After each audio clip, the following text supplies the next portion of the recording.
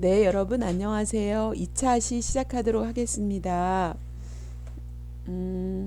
전 시간에 이어서 살펴보도록 하겠습니다.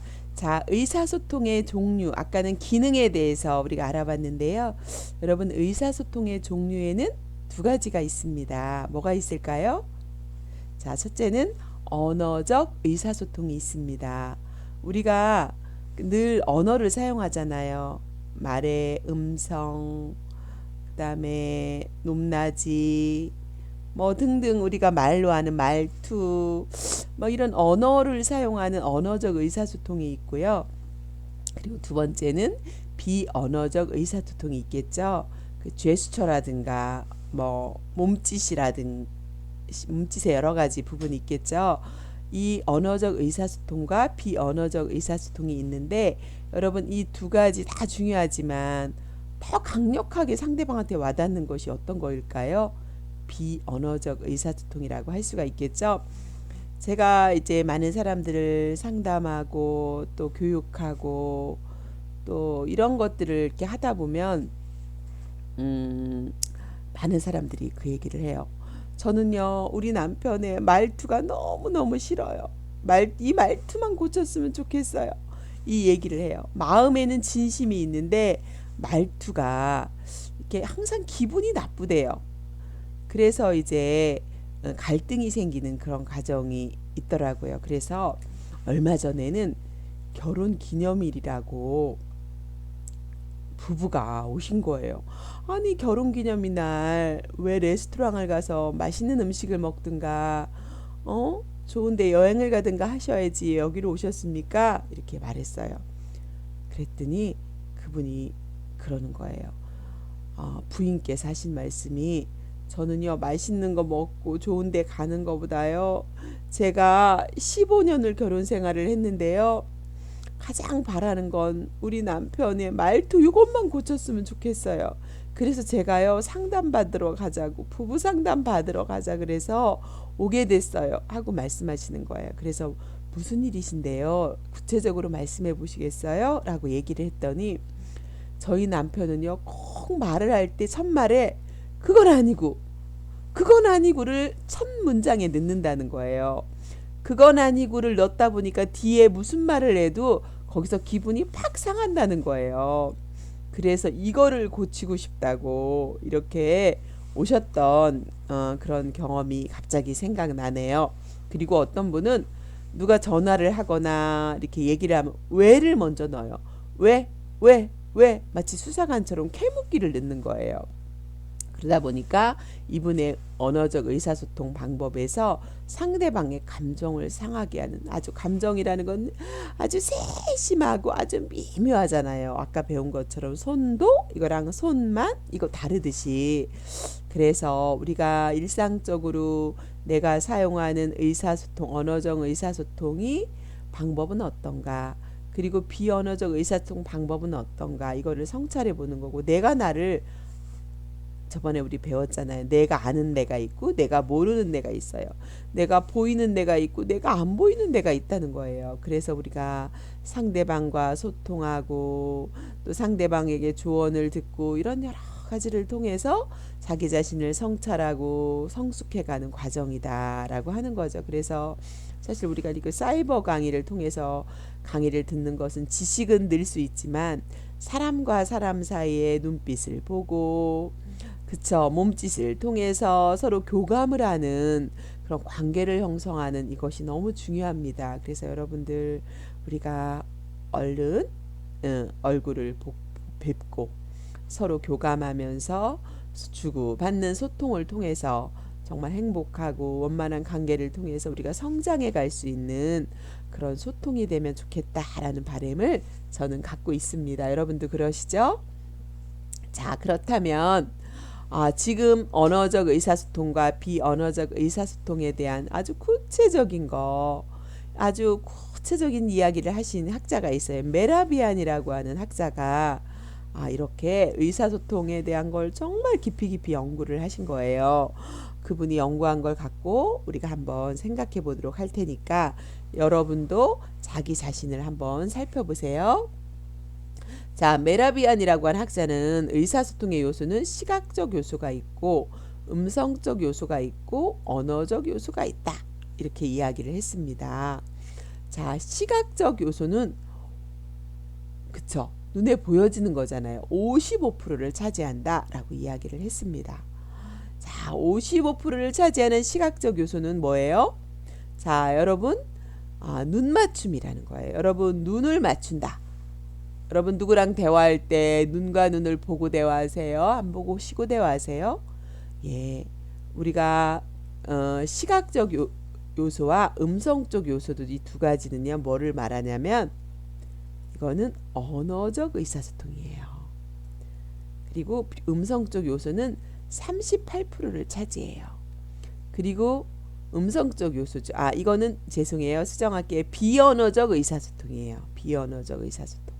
시각적 요소 55%랑 음성적 요소 38%는 비언어적 의사소통에 속해요. 그렇다고 하면 이 언어적 의사소통은 고작 7%에 해당한다는 거예요. 7%. 메라비안의 연구 결과예요. 자, 이 93%가 비언어적 의사소통이라면 7%는 비언어적 의사소통이다라고 할 수가 있죠. 그러면 우리가 늘상 사용하는 비언어적 의사소통에서 시각적 요소를 눈맞춤이라고 볼 수 있는 거죠. 그래서 우리가 대화를 할 때 여러분 눈을 안 맞추고 대화하는 사람과 눈을 맞추고 대화하는 사람 중에 누구에게 더 신뢰감이 가세요? 예, 저는 관계에 어려움이 있는 사람은 관계에 문제가 있는 사람은 거의 대부분 눈을 맞추지 못한다고 생각하고 있어요. 우리가 저는 이렇게 법원에서 이혼 과정에 있는 사람들을 법원에서 판사님이 저에게 보내주면 그 부부들을 상담을 통해서 이혼 치하를 하기도 하고 또 잘 헤어지게 돕기도 하고 또 아이들 양육권을 누가 가질 건가, 친권은 어떻게, 친권 양육권 누가 갖고 면접교섭은 어떻게 하고 재산 분할은 어떻게 할 건가, 이런 것들을 상담하고 조정하는 일을 법원과 함께 해온 지 10여 년이 넘었어요. 그런데 이렇게 부부들이 와서 이렇게 상담을 하다 보면 제가 가장 먼저 시작하는 게 뭐냐면 말을 하지 않습니다. 서로 마주보고 눈을 보게 합니다. 눈을 보면요, 한 3분을 말없이 보게 합니다. 적절한 거리를 유지한 상태에서. 그런데 그 3분을 통해서 이 사람이 회복될 가정인지 회복이 안 될 어려움이 있는 안 될 가정인지를 저는 3분 안에 직관적으로 저는 느끼는 경우가 많은데 그 적중률이 상당히 높습니다. 왜 그러냐면요, 눈을 마주 봤을 때 관계가 너무 깨어졌어. 그러니까 마음의 상체기가 너무 많이 났어. 그래서 이게 연결이 안 돼. 마음과 마음이, 눈과 눈이 연결이 안 되는 가정은요, 아무리 노력해도 회복이 참 어려워요. 그런데 이 눈맞춤이 되고 관계가 연결이 되는 그런 가정들은요, 회복이 빨라요. 그래서 시각적 요소 중에서 우리가 눈을 맞추고 대화를 하다 보면 진심이 느껴지거든요. 그 사람이 거짓인지 진심인지 눈을 보면 알 수가 있거든요. 왜 그래요? 우리가 눈은 마음의 창이라고 그러잖아요. 여러분 밖에 창문을 보세요. 오늘 날씨가 어때요? 네, 오늘 눈이 오는지 비가 오는지 오늘 날씨가 햇살이 찌는지 흐린지 금방 알 수 있어요. 우리가 창문을 통해서 날씨를 알 수 있듯이 우리가 상대방의 눈을 통해서 그 사람의 마음 날씨를 알 수가 있는 거거든요. 그래서 마음이 흐린지 슬픈지 외로운지 뭐 이런 것들을 알 수 있어야 되는데 우리는 너무 마음이 조급해서 그 사람의 마음 날씨를 보지 못하고 내 얘기만 하고 있는 거예요. 그러다 보니까 관계가 더 왜곡되고 또 갈등이 더 심해지고 이런 경우가 상당히 많다는 거죠. 그래서 여러분 여기다 한번 눈맞춤, 내가 나의 관찰된 행동을 한번 O인지 X인지 한번 적어보세요. 나는 눈맞춤을 잘하는지, 나는 눈맞춤이 할 때도 있고 안 할 때 세모인지, 그리고 나는 눈맞춤하는 게 되게 거북하고 부자연스러운지 한번 이렇게 자기 거를 여러분 체크하면서 보세요. 그리고 두 번째는 시각적 요소의 거리라는 거예요. 여러분 적절한 거리를 유지해야 돼요. 그래서 어떤 사람은 친밀하다는 것이 거리가 너무 밀착된 거리라고 생각하는 경우가 있는데 잘못된 거거든요. 적절한 거리를 유지하는가. 거리 중에서도 1대1로 소통할 때 거리와 1대 다수가 소통할 때 거리가 좀 다르겠죠. 그래서 거리가 적절한지 사람과 대화할 때 나는 너무 가까이 하려고 하는지. 그렇죠. 네. 어떤 사람은 대화할 때 자꾸 거리뿐만 아니라 몸동작과 자세 부분에서요. 막 툭툭 치는 거예요.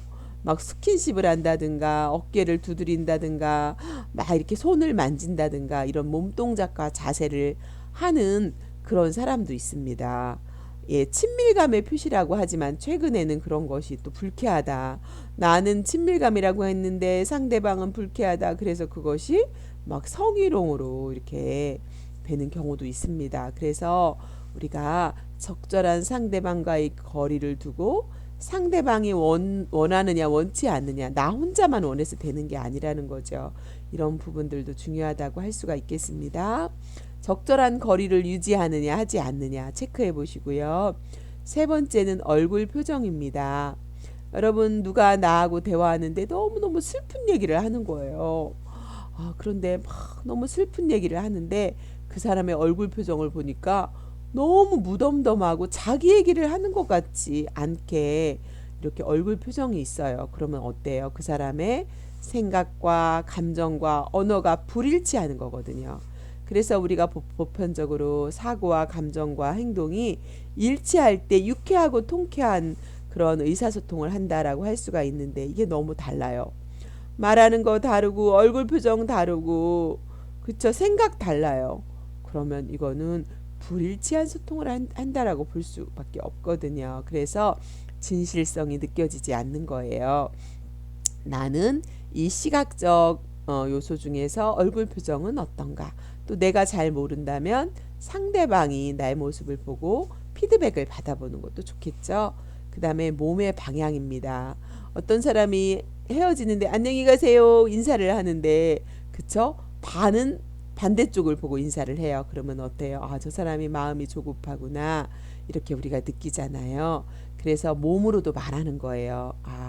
몸으로도 말하는 거죠. 그래서 우리가 이렇게 시각적인 요소로 우리가 늘 말하고 있다. 그런데 우리는 시각적인 요소는 별로 생각 안 하고 언어적인 요소, 말의 내용만 가지고 이렇게 판단할 때가 많았다는 거죠.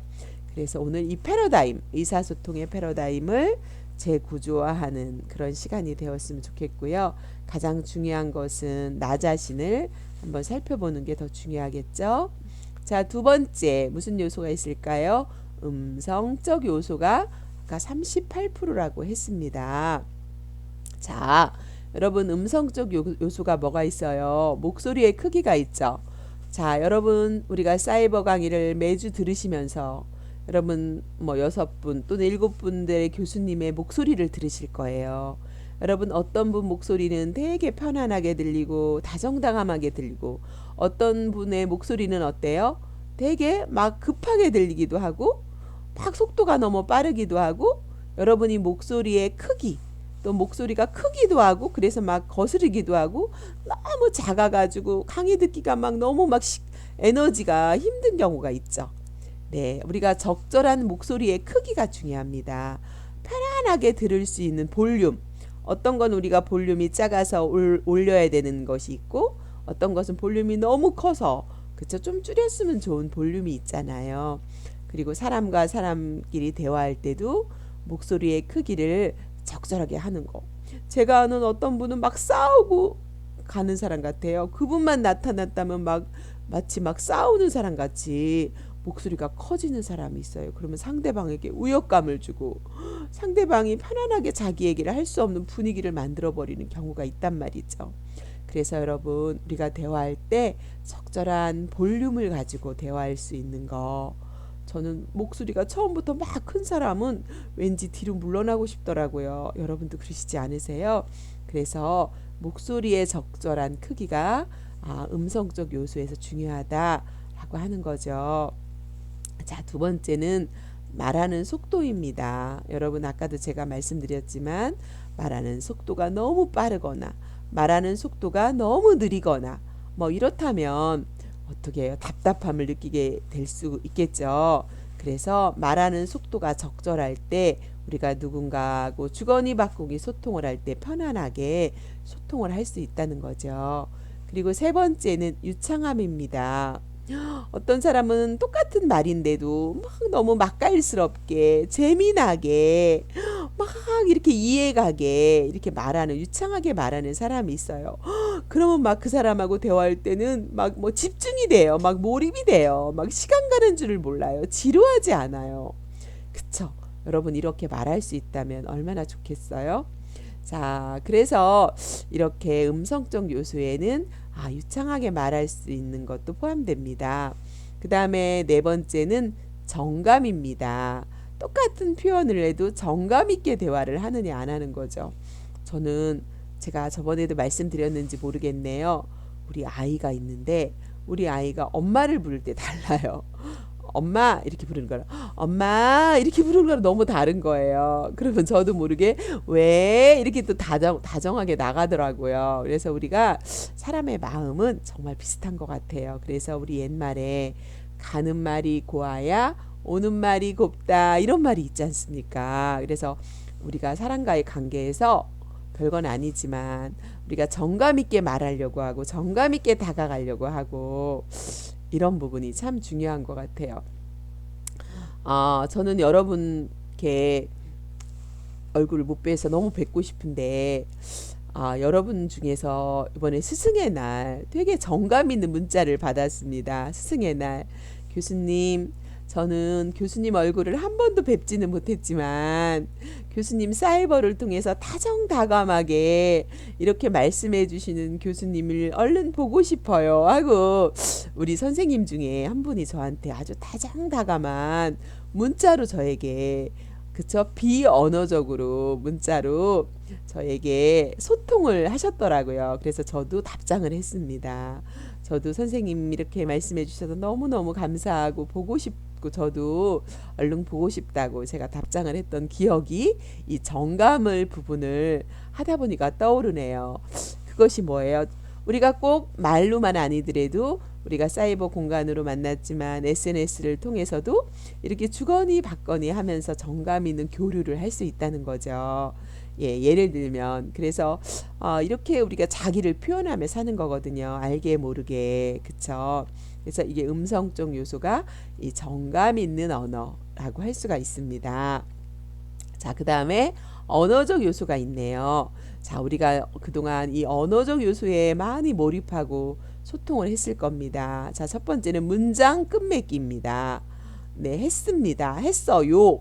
하고 문장 끝맺기 언어적 요소로 우리가 이야기를 하죠. 일중심일 때 이렇게 주로 문장 끝맺기. 어떤 사람은 문장 끝맺기 할 때 꼭 하는 말투가 있다고 했죠. 아까 제가 얘기했잖아요.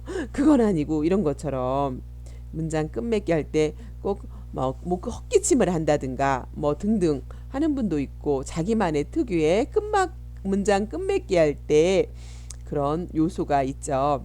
그 다음에 핵심의 전개 막 자기 언어를 이렇게 막 그쵸 구구절절 그 자기 말로 그쵸 이렇게 표현하려고 하는 거 그리고 한정어를 쓰는 거 우리가 이게 말의 내용을 가지고 이렇게 전달하는 부분이 이게 7%밖에 안 된다는 거예요. 근데 우리는 이 말의 내용에 그동안 반대로 90% 이상을 여기에다가 집중하면서 소통하지 않았는가라고 하는 것들을 살펴보셨으면 좋겠습니다.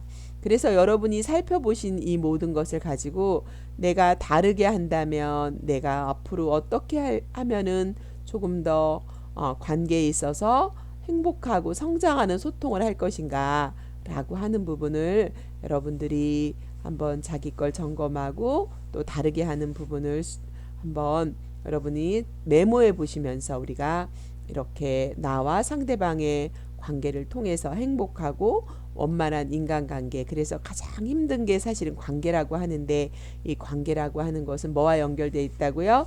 의사소통과 연결되어 있다는 거예요. 우리가 대인관계를 행복하게 하려면 또 직장에서나 가정에서나 사람들과 행복한 관계를 형성하려면 대인 관계가 좋아야 되는데 어떻게 좋아야 되는지 사람들은 몰라요. 그런데 저는 이게 핵심이라고 생각하거든요.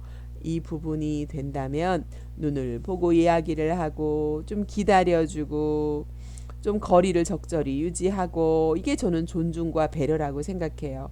조금 내가 급한 일이 있다가도 급한 일을 잠시 멈추고 그래야 2, 3분이에요. 잠시 몸을 돌려서 상대방을 바라봐주고 그리고 공감해주고 이렇게 조금 더디게 가더라도 좀 천천히 가는 이런 마음의 여유를 가지고 우리가 사람을 먼저 생각하고 소중히 여긴다면 사람들이 나에게 다가오게 하는 대화를 하게 되지 않을까. 이것이 우리 몸속에 훈습이 되어서 이게 내 인격으로 결국은 이렇게 인격적으로 내가 이게 훈련이 되어진다면 우리가 좀 더 큰 나무가 되어서 다른 사람들이 나에게 와서 위로를 받고 또 힘을 얻을 수 있는 또 큰 나무에 사람들이 와서 그늘 밑에 쉬는 것처럼 여러분들이 큰 나무가 되어주면 좋겠다라고 하는 그런 마음을 전하면서 2차 시는 여기까지 하도록 하겠습니다. 여러분 사랑하고 수고 많으셨습니다. 3차 시에 뵙겠습니다.